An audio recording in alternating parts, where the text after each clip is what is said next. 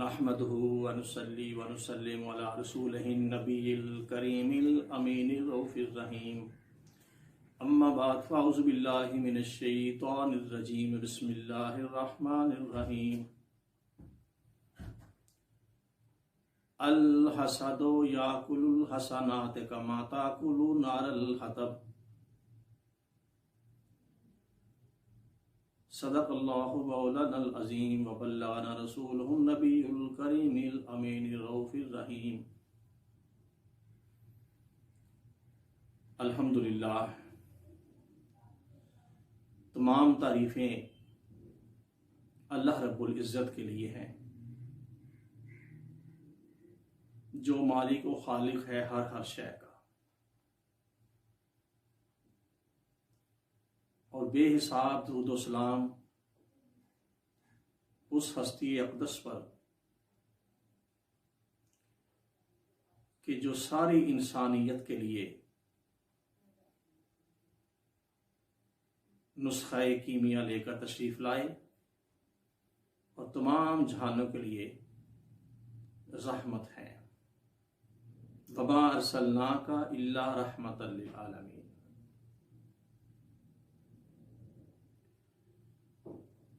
ناظرین محترم،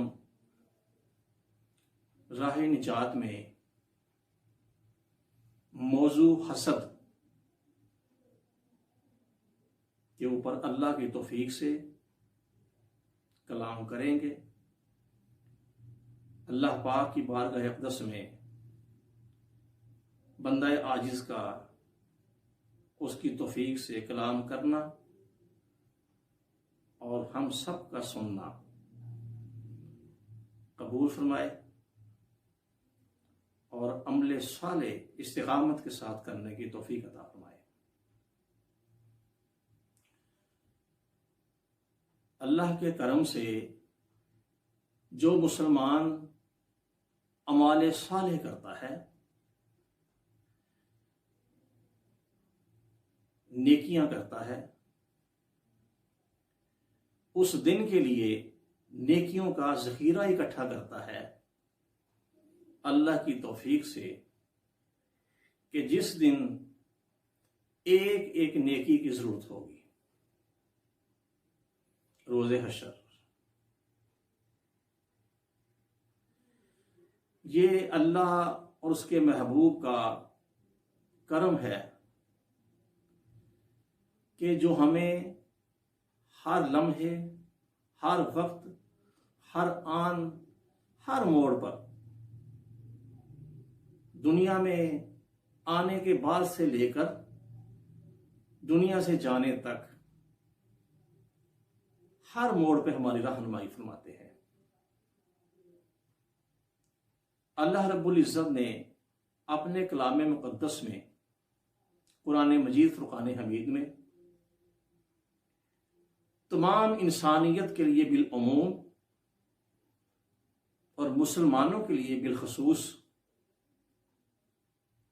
شیطان کے حملوں سے، شیطان کی عیاریوں اور مکاریوں سے، اور نفس امارہ کی برائیوں سے بچنے کے لیے ہمیں جو ارشادات مقدس فرمائے اور اپنے حبیب صلی اللہ علیہ وآلہ وسلم کی وسیلہ پاک سے، حضور کے ذریعے سے، جو اللہ کریم نے آپ کے قلب اطہر پر وحی نازل فرمائی، اور جو سرور کونین صلی اللہ علیہ وآلہ وسلم نے اللہ رب العزت کے احکامات کے مطابق ہمیں تمام برائیوں سے اور شیطان کے داؤ پیش سے بچنے کے لیے جو ہمیں صراط مستقیم کا راستہ دکھایا اور بتایا، اس میں جو دل کی روحانی امراض ہیں، جو ہمارے ایمان میں، ہماری نیکیوں میں، ہمارے تقوی میں، ہماری پرہیزگاری میں اور صراط مستقیم کے اوپر چلتے ہوئے، سیدھے راستے پہ چلتے ہوئے جو شیطان کے حملے ہوتے ہیں، اور وہ اس دن جس دن اس کو اللہ رب العزت نے لعنت کا توق اس کے گلے میں ڈال کر اس کو جنت سے نکالا، اور اس کے بعد سے لے کر روز آخر تک حضور نے فرمایا کہ یہ جسم کے اندر خون کی تیز گردش سے بھی زیادہ یہ گردش کرتا ہے، کہ جہاں کہیں اس کو موقع ملے یہ گمراہ کرنے کی، صراط مستقیم سے ہٹانے کی کوشش کرتا ہے۔ اللہ سب ہم کے جتنے بھی ہم مسلمان ہیں، ہم سب کے ایمان کی سلامتی عطا فرمائے، اور آخری سانس آخری ہچکی تک صراط مستقیم پہ اور اوپر استقامت سے چلتے رہنے کی توفیق عطا فرمائے۔ اب وہ اعمال جو اللہ کی توفیق سے یا اس کے حبیب کے ارشادات کے مقدس روشنی میں ہم نیکیاں کرتے ہیں، اعمال صالح کرتے ہیں، وہ روحانی امراض جن سے ہماری نیکیوں کو، ہمارے ایمان کو خطرہ ہوتا ہے، ان میں ایک بہت ہی مہلک مرض جو ہے وہ حسد کا مرض ہے۔ حضور علیہ الصلوۃ والسلام جو ارشاد پاک فرمایا کہ الحسد یاکل الحسنات کما تاکل النار الحطب، کہ حسد نیکیوں کو، اعمال صالح کو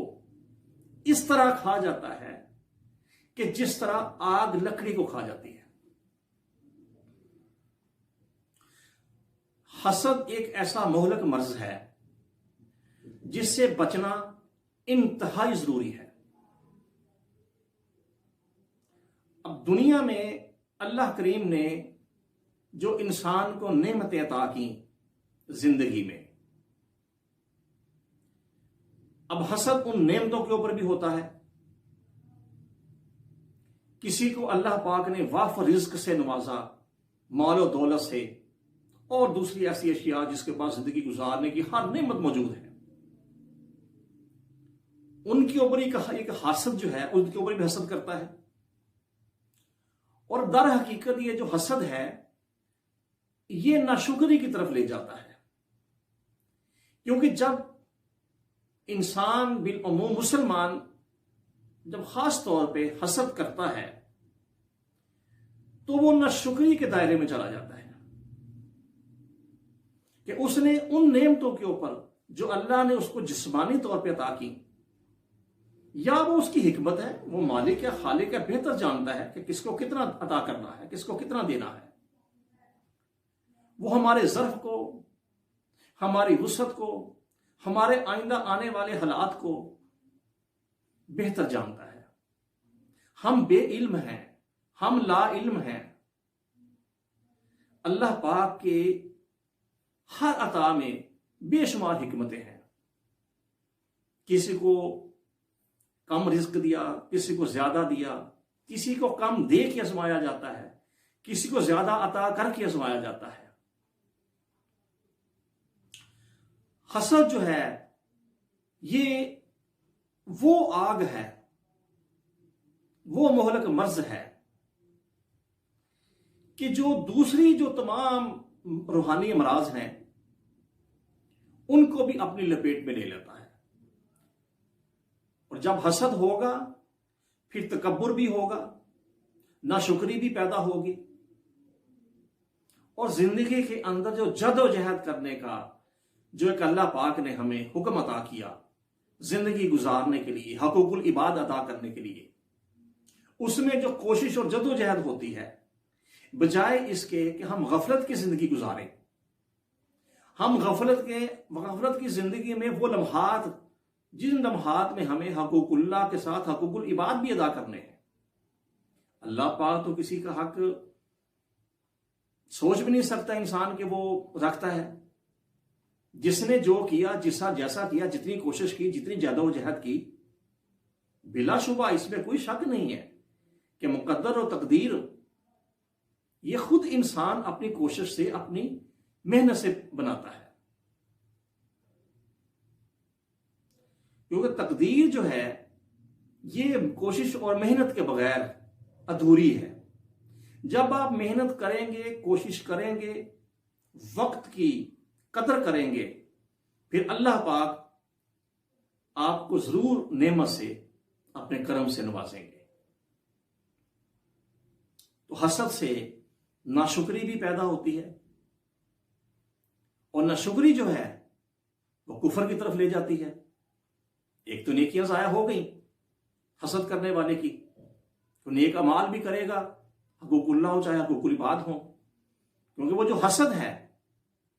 وہ اس کو کہیں کا نہیں چھوڑے گا۔ اور ایک مہلک روحانی مرض کے ساتھ جب اس کے اندر ناشکری کی ایک روحانی مرض پیدا ہوگا، تو پھر اللہ پاک نے قرآن پاک میں واضح طور پر ارشاد فرمایا ہے وَاشْکُرُوا لِی وَلَا تَکْفُرُوا، اور ناشکری نہ کرنا، وہ کفر والوں کے ساتھ نہ ہو جانا۔ تو ناظرین محترم، ہمیں اللہ کی ان نعمتوں کا شکر ادا کرنا ہے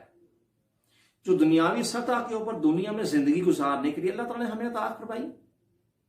یا جسمانی طور کے اوپر جو اللہ کریم نے ہمیں ایک سر کے بال سے لے کر پاؤں کے ناخن تک جو اللہ پاک نے ہمیں دیکھنے کی، کھانے کی، سونگھنے کی، پکڑنے کی، چلنے کی، چھونے کی، سننے کی یہ حصے عطا فرمائی، اور یہ اللہ پاک کی بلا شبہ نعمتیں ہیں۔ فَبِأَيِّ آلَاءِ رَبِّكُمَا تُكَذِّبَانِ، کہ تم میری کس کس نعمت کو جھٹلاؤ گے۔ تو جب بندہ اللہ کا شکر ادا فرماتا ہے، اللہ کا شکر ادا کرتا ہے ان نعمتوں پر جو دنیاوی سطح پہ ہوں یا جسمانی سطح پہ ہوں یا دینی سطح پہ ہوں، ہمیں ہر حال میں اللہ تعالیٰ کا شکر ادا کرنا ہے، اور حاسدین سے بچنے کی اور حسد کرنے کی اس لعنت سے عملی طور پر بھی اور اللہ پاک کی بارگاہ اقدس میں عرض گزار ہو کے بھی بچنے کی توفیق عطا کرنی ہے اللہ پاک نے ہمیں، اور ہم نے توفیق مانگنی ہے کہ عمل کے ساتھ ساتھ کہ جب تک ہم عاجزی کے ساتھ اللہ پاک کی بارگاہ اقدس میں عرض گزار ہوں گے تو اللہ پاک ہمارے اوپر کرم فرماتے ہوئے روحانی امراض جتنے بھی ہیں، حسد ہے، تکبر ہے، کینہ ہے، بغض ہے، ریاکاری ہے، ان مہلک امراض سے اللہ پاک اپنے کرم سے ہمیں بچائیں، اور ہمارا شمار اللہ کے شکر گزار بندوں میں ہو۔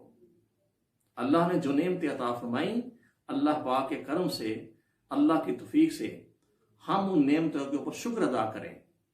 اور جب شکر ادا کریں گے اللہ پاک کی بارگاہ اقدس میں، اور شکر ادا کرنے کا بہترین طریقہ حضور نے فرمایا کہ وہ نماز ہے۔ زبان سے بھی شکر کہنا ہے، شکر الحمدللہ، جو کلمات خیر ہیں شکر کے وہ بھی ہم نے ادا کرنے ہیں، اور اللہ پاک کی بارگاہ اقدس میں اپنی پیشانی کو، اپنی جبین کو بھی ہم نے جھکانا ہے 5 وقت۔ اللہ پاک کی بارگاہ اقدس پہ عرض گزار ہیں کہ اللہ ہمیں حاسدین کے شر سے بچانا، اور اللہ ان کو بھی جو حسد جیسی مہلک مرض سے نہیں بچتے، کوشش نہیں کرتے، محنت نہیں کرتے، اللہ پاک ہدایت کاملہ عطا فرمائے۔ اللہ کے ہاں ہدایت جو ہے بلا شبہ موت کے آخری وقت تک ہمارے لیے انتظار فرماتی ہے کہ اے بندے تو آ جا، تو ایک قدم آئے گا میری طرف تو میری رحمت 10 قدم تیری طرف دوڑے گی۔ تو ایک دفعہ اپنی زبان سے کہتا ہے اللہ، تو اللہ پاک کی رحمت 10 مرتبہ فرماتی ہے کہ یا عبادی، میرے بندے۔ اللہ پاک ہر وقت ہمیں محبت کی نگاہ سے دیکھتے ہیں۔ اللہ کی ذات اقدس 70 ماؤں سے بھی زیادہ اپنے بندوں سے محبت فرماتے ہیں۔ کمی ہے تو ہمارے اندر، نقائص ہیں تو ہمارے اندر، اللہ پاک کی رحمت جو ہے وہ ہر وقت لا بحر پیدا کنار ہے، اور سمندر کی بکھری لہروں کی طرح ہے۔ اللہ پاک نے رحمتوں سے نوازے، اور ہمارا خاتمہ بالایمان ہو اور حسد سے ہم ہر ممکن کوشش کریں بچنے کی۔ صدق اللہ مولانا العظیم وبلغ رسولہ النبی الکریم الامین الرؤوف الرحیم۔